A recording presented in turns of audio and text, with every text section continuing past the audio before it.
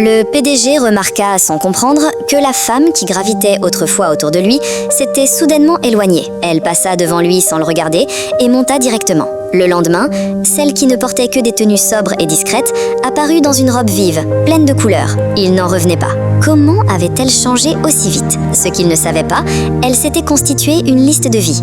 Toutes ces choses qu'elle n'avait jamais osé faire. Quelques jours plus tôt, elle avait appris qu'elle était atteinte d'une maladie incurable. Il ne lui restait que 6 mois. Et c'est là qu'elle réalisa, depuis 20 ans, elle n'avait jamais vécu pour elle-même. Avant le mariage, elle était une socialite connue, toujours à la hauteur des attentes des autres. Après le mariage, elle était devenue l'épouse parfaite. Elle gérait la vie sociale du PDG, prenait soin des anciens de la famille, et chaque fois qu'elle essayait de se rapprocher de lui, un mur de froideur. Elle pensait que c'était ça le mariage, jusqu'au jour où elle réalisa qu'il n'existait pas un seul souvenir heureux dans toute sa vie. Alors cette fois, elle décida de vivre pour elle. Peu après son retour, la bonne vint la prévenir. Le PDG rentrait de voyage d'affaires dans 30 minutes. Elle lui suggéra de préparer à manger. Elle répondait simplement « Demande à la cuisinière de préparer quelque chose juste pour moi. » C'est tout. La bonne ne comprenait pas pourquoi elle ne cuisinait pas elle-même. Il ne m'a même pas dit qu'il rentrait. La bonne resta bouche bée.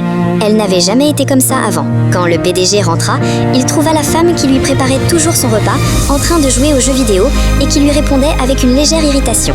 Ce changement soudain le mit profondément mal à l'aise. En réalité, il avait toujours gardé ses distances parce qu'il suspectait d'être une espionne envoyée par sa belle-mère. Des années auparavant, cette belle-mère avait tenté plusieurs fois de l'éliminer. Alors, il restait toujours sur ses gardes. Mais après 2 ans, toujours aucune preuve contre elle. Le lendemain matin, elle prenait tranquillement son petit déjeuner seule. Le petit frère du PDG, qui la prenait lui aussi pour une espionne, la méprisait depuis le début. Il pensait qu'elle avait changé d'attitude parce que son ancienne stratégie d'obéissance ne fonctionnait plus.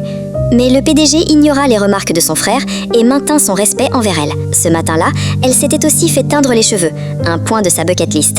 Son nouveau look audacieux laissa le PDG sans voix. Dans la voiture, son regard revenait sans cesse vers elle. Ils arrivèrent à l'ancienne maison familiale.